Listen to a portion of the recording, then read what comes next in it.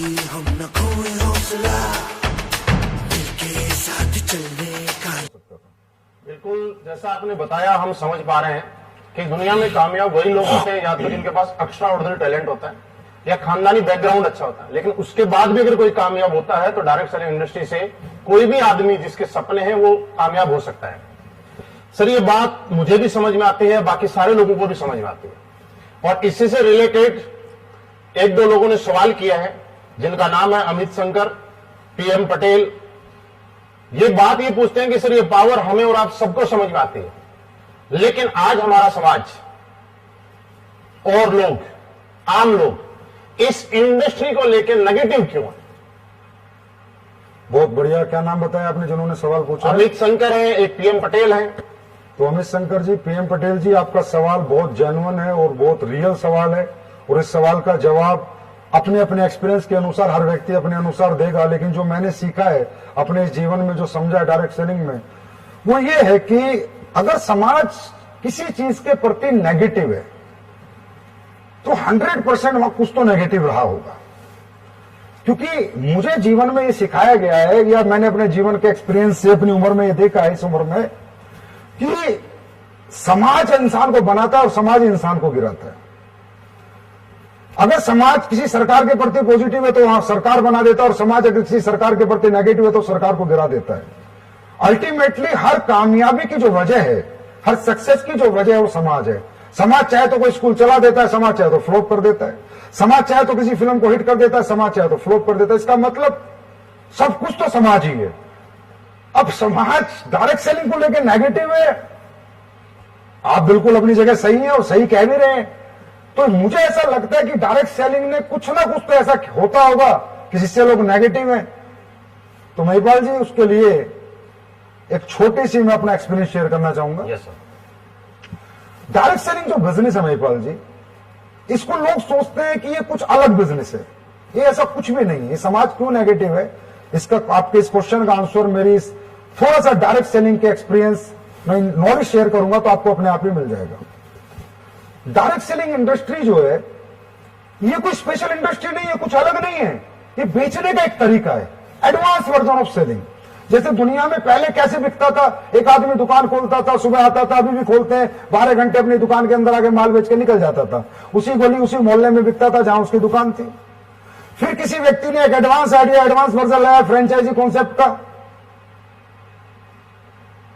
Franchise concept, फ्रेंचाइजियां खोल खोल के एक आदमी ने एक जगह से पूरी दुनिया में फ्रेंचाइजियां खोल दी।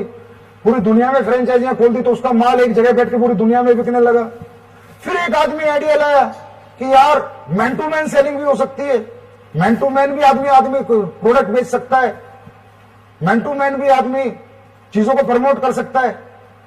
तो इसे कहते हैं direct selling, man to man selling. तो ये जो मैन टू मैन सेलिंग है, इसका वर्जन है, इसका स्वरूप है डायरेक्ट सेलिंग। अब जिस आदमी ने बनाया, उसने किस लिए बनाया था?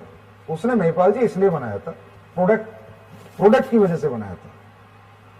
प्रोडक्ट बेचने के लिए बनाया था, कुछ ऐसे करने के लिए नहीं बनाया कि भाई कुछ भी बेचो, हवा बेचो। क्योंकि फ्रेंचाइजी से क्या बिकता है प्रोडक्ट, दुकान से क्या बिकता है प्रोडक्ट, डायरेक्ट सेलिंग में क्या बिकता है प्रोडक्ट। तो उसने एक इंडस्ट्री बनाई कि जहां पर एक आदमी एक प्रोडक्ट खरीदेगा, अगर उसको प्रोडक्ट अच्छा लगेगा तो उसको शेयर करेगा, ना कि बेचेगा। क्योंकि डायरेक्ट सेलिंग के अंदर सेल्समैन नहीं आते, एमबीए बीबीए करे हुए मार्केटिंग वाले लड़के नहीं आते। डायरेक्ट सेलिंग में समाज का एक आम आदमी आता है। एक बूढ़ा भी हो सकता है, एक मां भी हो सकती है, बहन भी हो सकती है, एक यंगस्टर भी हो सकता है। उसने कोई मार्केटिंग की स्टडी नहीं की, मार्केटिंग नहीं सीखी, उसे नहीं पता प्रोडक्ट कैसे बेचना है। तो डायरेक्ट सेलिंग जो बिजनेस बनाता, ये शेयरिंग बिजनेस बनाता, सेलिंग बिजनेस नहीं बनाता कि आप कोई प्रोडक्ट खरीदें, अगर आपको अच्छे रिजल्ट आए तो आप उसको शेयर करें। अब उसके बाद ये बिजनेस पिछले 100 साल से पूरे वर्ल्ड के अंदर है। हिंदुस्तान में 96 और 98 में आया। 96-98 में जो कंपनियां इसे लेके आई, बड़ी अच्छी कंपनियां थी, बिल्कुल इथिकल प्रोडक्ट के साथ ये बिजनेस लेके आई। इंडिया के अंदर उन्होंने शुरुआत करी, बहुत अच्छा रिस्पॉन्स इंडिया में मिला। मतलब गांव गांव लोग डायरेक्ट सेलिंग में जुड़े। 96 में 98 की बात कर रहा हूं महिपाल जी।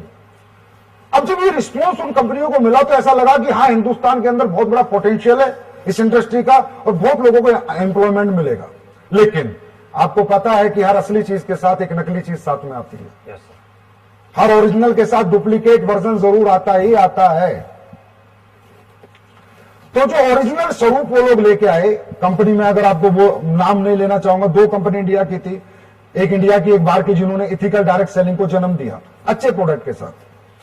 अब जब लोगों ने देखा कि इन कंपनियों की इतना पोटेंशियल है, इन कंपनियों में इतने लोग जुड़ने लग गए, एकदम आतंक मच गया, क्या धंधा आ गया, पैसे कमाने का धंधा आ गया, तो फिर डुप्लीकेट लोग मार्केट में आए। और डुप्लीकेट लोगों ने एक चीज देखी, एक उन्होंने आइडिया लिया, या कह सकते हो मार्केट का सर्वे किया कि हिंदुस्तान में तो पैसा कमाने का तरीका दे दो तो ही लोग जुड़ जाते हैं। तो उन लोगों ने क्या किया, उन लोगों ने कुछ कंपनियों से सीखा। जैसे एक बाहर की एक कंपनी आई थी, गद्दा बेचती थी, 80,000 का गद्दा 2001-2 में। तो हमारे इंडिया के लोगों ने कहा, जो इंडिया के जो डायरेक्टर बने, बाद में कंपनियां बनी, कि यार 80,000 का गद्दा बिक जाता है 2001 में, उस मंदे जमाने में, तो इसका मतलब हिंदुस्तान में लोग कुछ भी खरीद सकते हैं।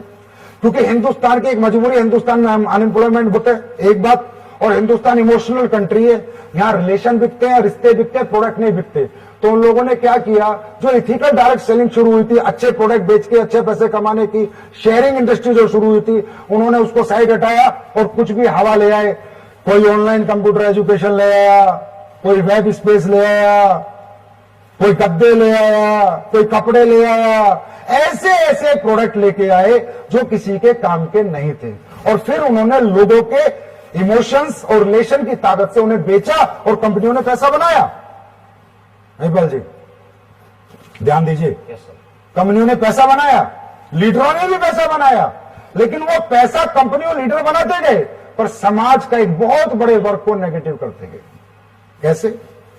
फॉर एग्जाम्पल, आपने किसी ऐसी कंपनी में जुड़ गए जिसके product no need, no use, no worth के हैं, ना आपके काम के हैं, ना आपकी जरूरत के हैं। और कोई व्यक्ति आपको एक लालच देता है कि 2 बनाओगे तो इतने मिलेंगे, 4 बनाओगे तो इतने मिलेंगे, और आपने पैसे दे दिए। इस तरह 100 लोगों ने पैसे दे दिए। सर, दुनिया की कोई भी डायरेक्ट सेलिंग कंपनी में अगर 100 लोग जुड़ते हैं महिपाल जी, तो काम 10 ही करते हैं। चाहे हमारी कंपनी में जुड़े, चाहे एमबी में जुड़े, चाहे मोदी केयर में जुड़े, चाहे वेस्टेज में जुड़े, जितनी भी कंपनियों में जुड़े, काम 10 ही लोग करते हैं, 90 लोग सिर्फ प्रोडक्ट के यूजर होते हैं। Right sir. तो जब उन कंपनियों ने, जिन्होंने सिर्फ हवा बेचने का धंधा बनाया, लोगों के रिश्ते बेचकर पैसे कमाने की सोच बनाई, रिलेशन के साथ खेला, इमोशन के साथ खेला, उन कंपनियों के प्रोडक्ट जब 100 लोगों को बेचे गए, तो जो 90 लोग थे ना, जिन्होंने एक्साइटमेंट में खरीद लिए, और जब वो प्रोडक्ट उनके काम पे नहीं आया ना, तो उन्होंने टांड पे फेंक दिया और फिर गाली देनी शुरू करी उस व्यक्ति को जिसने उनको वो प्रोडक्ट दिया था। फिर कहना शुरू किया, ये बेकार काम है, ये जोड़ने का काम है, ये कंपनी वाले मूर्ख बनाते हैं, बेवकूफ बनाते हैं। और वो 10 लोग जो हर कंपनी में 100 में से 10 काम करते हैं, उन्होंने झंडे उठा लिए, मालाएं पहनाई, बुके दिए, वो कहते हैं पॉजिटिव इंडस्ट्री, अच्छी इंडस्ट्री है। मतलब हमने 100 लोगों को जोड़ा, 90 को नेगेटिव किया, 10 को पॉजिटिव, 90 को नेगेटिव, 10 को पॉजिटिव। अल्टीमेटली इन कंपनियों की वजह से, जिनके प्रोडक्ट लोगों की जरूरत के नहीं है, जिनके लोगों के नीड के नहीं है, और लोगों को जो लालच देकर अपने साथ जोड़ लेते हैं, और फिर वो लोग काम तो करते नहीं है और प्रोडक्ट उनके काम का नहीं होता, तो वो जो वर्ग है समाज का, वो बहुत नेगेटिव इस बात को लेके। तो असली जो नेगेटिविटी है वो यहां से शुरू हुई। मतलब हम ये समझ पा रहे हैं कि डायरेक्ट सेलिंग का जो स्वरूप था वो कुछ और था, लेकिन हिंदुस्तान के लोग इमोशनल हैं, हिंदुस्तान के लोग अपनों पे भरोसा करते हैं। यहाँ पे प्रोडक्ट नहीं बिकते, फेस बिकता है, फेस वैल्यूज बिकती है। उसकी वजह से लोगों ने यहाँ के लोगों को यूज किया, और एक बहुत बड़ा तबका जो नेगेटिव हुआ, उसके पीछे लोग जिम्मेवार नहीं है, कहीं ना कहीं कोई कंपनी जिम्मेवार है। महिपाल जी, जैसे कि आपने देखा होगा, हिंदुस्तान में धनलक्ष्मी यंत्र, बजरंगबली यंत्र, शनि यंत्र, क्या क्या बिक जाता है। इमोशनल लोग हैं, समझ, बेचारे बहुत सीधे साधे लोग हैं।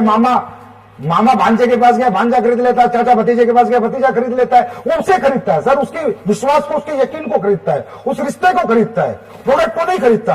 और ये जो कंपनियां हैं जो गलत तरह के प्रोडक्ट लेके आई थी, इन्हें कहते हैं नेगेटिव प्रोडक्ट।